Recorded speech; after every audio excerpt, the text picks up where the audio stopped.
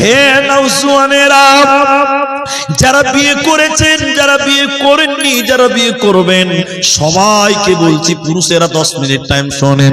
আল্লাহ তাবারাক ওয়া তাআলা কোরআনের ভিতরে বলছেন, আর-রিজালু কাওয়ামুনা আলান নিসা। আমার দিকে দেখুন, এখন শুধু আপনাদেরকেই বলবো 10 মিনিট টাইম, 10 মিনিট টাইম শুনে। সারা পৃথিবীতে যত নারী আছে, ওই নারীগুলোর গার্জেন আল্লাহ পুরুষকে বানিয়েছে। মেয়ে কোনোদিন গার্জেন হতে পারে না। সারা পৃথিবীর যত নারী আছে, ওই নারীগুলোর অভিভাবক, হাকিম, জজ আল্লাহ পুরুষকে বানিয়েছে। আল্লাহ বলেন, আর-রিজালু কাওয়ামুনা আলান নিসা, নারীর গার্জেন আমি পুরুষকে বানালাম। কেন? আপনাদেরকে বলছি কেন? আপনি নেতা কেন? আপনাকে গার্জেন বানালেন কেন? এটারও 3টা কারণ আছে। আমি দুটি এটাও বলছি, দুটি বুঝি। এক, ইনকামের দায়িত্ব পুরুষকে দিয়েছে আল্লাহ। ইনকাম করবে কে? পুরুষ। আল্লাহ কোরআনে বলছেন, অবিমা আনফাকু মিন আমওয়াল, মাল ইনকাম করো তুমি, খরচা করো তোমার পরিবার, মেয়েদের পেছনে। তাহলে ইনকামের দায়িত্ব কার? সবাই বলুন কার? পুরুষের। খরচা করো কাদের পেছনে? কিন্তু এখানে একটা দুঃখ আছে, আমার দুঃখ আছে, আপনাদের আছে কিনা জানি না। কি দুঃখ জানেন? কষ্ট করি আমরা, ভাই কষ্ট করি আমরা। শ্যাম্পু কিনে দিই আমরা, তেল কিনে দিই আমরা, মেকআপ কিনে দিই আমরা। আর আমাদের এই মেকআপ মার্কা বউ দেখে মজা মারে রাস্তার টোটোওয়ালা। ঠিক না নাই বলেন? দুঃখ তোমার জায়গা নাই রে ভাই। হ্যাঁ, আমরা তেল কিনবো, শ্যাম্পু কিনবো, সাবান কিনবো, মেকআপ কিনবো, এত করে দিব। আপনার বিবি আপনার সামনে কোনদিন মেকআপ করে সেজেছে? ওগুলো দেখে মজা মারে রাস্তার টোটোওয়ালা। ঠিক না নাই বলেন? আর আপনাকে তো মানুষই মনে করে না, আপনাকে তো মানুষই মনে করে না। ওটা দেখবো আপনাকে একদিন, এটা বুঝার জন্য বলছি। এই মিডিয়া, এই কেসের যদি আমার ঘরে বেজে যায় তাহলে ঝামেলা হবে। আগেই বলে দিচ্ছি, এটা বুঝাবার জন্য বলছি। আমাদের লোক তো জালসা শুনে, শুনে না? শুনে সকাল 8টায় ঘুমায় বক্তা মানুষ। হ্যাঁ, 8টার সময় ঘুমায় কিনা? এদিকে দেখে এবার ঘুমিয়ে আছে, ঘুমিয়ে আছি। আমার বানিয়ে আমার বাড়ির সম্পর্কেই বলছি। ম্যাডাম আমাকে বলছে, ওঠেন উঠেন না, হাত ধরে টানছে। আরে এখন তো আমি উঠি না। উঠেছেন কেন? আচ্ছা থাকুন, টাকাটা থাকুন, উঠেন। তা আমি চোখ, ঘুমের যুগে চোখ কচলে বুঝি, সর্বনাশ। ডাইনিং টেবিলে নতুন কভার, সোফাতে নতুন কভার, তাতে আবার ফুল দেওয়া আছে, ফুলদানি, সব নতুন নতুন, ঝাড় পুছ করে চকচকা। আমাকে বলছে উঠেন। কি হবে? নতুন কাপড় পরবো, চাদর পরবো। তাহলে বলছি এত নতুন নতুন সব কি ব্যাপার? তখন আমাকে বলছে, কেন আপনি জানেন না আজকে মানুষ আসবে? ওদের কাছে আমরা মানুষই নয়। যত মানুষ ওর বিয়ে হয়, ঠিক বললাম না? বলেন কেন? বলেন, যেদিন বিয়ে আসবে সেদিন দেখবেন নতুন কভার, নতুন চাদর। আর শালা খ্যাপা আমি যেদিন থাকবো ছিড়াতে শুয়ে থাকে, কতই চলবে, সেদিন নতুন পারবে না। এর নাম মায়েদের এই জন্য বলা উচিত। আল্লাহ বলছেন, পুরুষ তুমি নেতা কেন? ইনকামের দায়িত্ব তোমার, খরচা করার দায়িত্ব নারীর পেছনে। দ্বিতীয় নম্বর, তুমি নেতা কেন?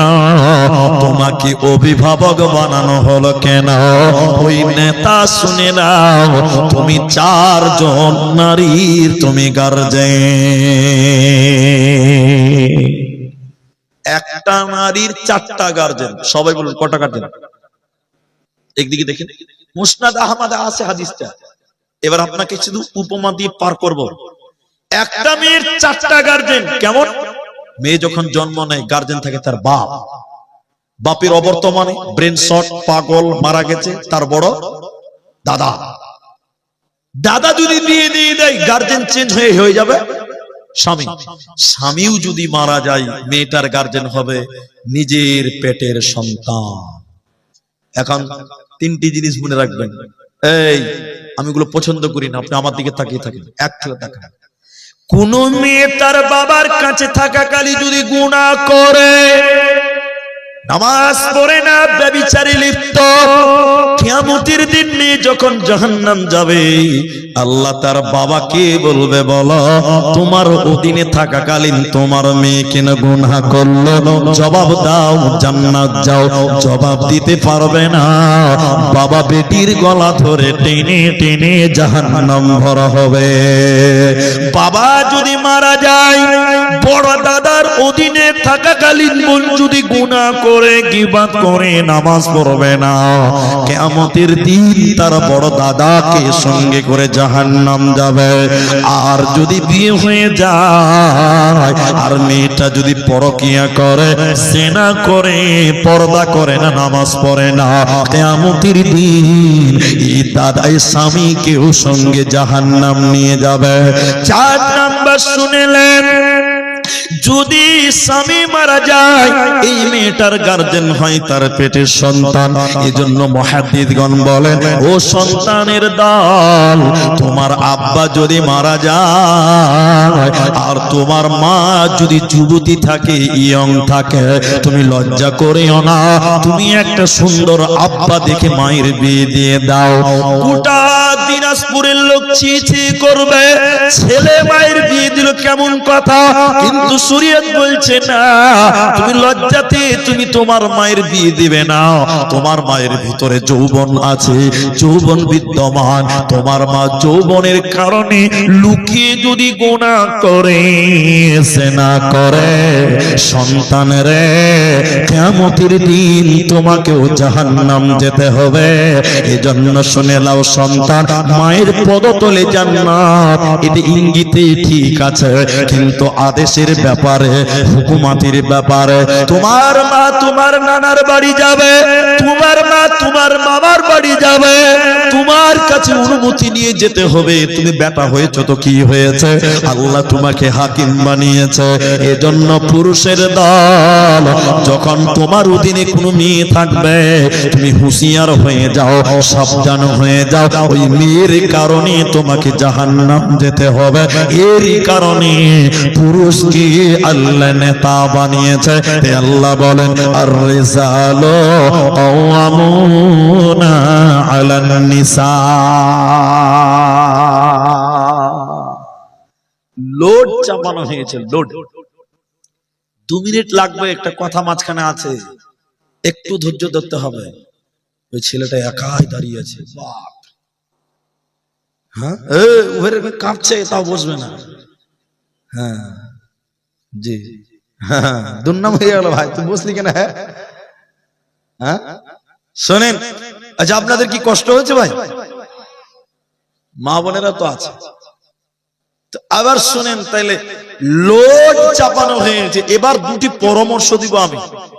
অনেকের বাপ নাই, বোন তার দাদার কাছে থাকে, আপনি পূর্ণাঙ্গ গার্জেন, কম নয়, পূর্ণাঙ্গ। একটা মেয়ের কারণে 4টা পুরুষ জাহান্নামী হতে পারে। এই জন্য তুমি তোমার ডিউটিটা কি এবার দেখেন। এই কথাটা খালি মনে রাখেন, আল্লাহর নবী 10টা কথা বলেছিলেন। কাকে? হযরত মুআজ বিন জাবাল রাদিয়াল্লাহু আনহুকে। 10টার ভিতরে 10টা বলবো না, একটা বলি। তুমি বাড়িতে আদবের লাঠি ঝুলিয়ে রাখো। 12টা বেজে গেছে নাকি? হ্যাঁ, 12টা বেজে গেছে।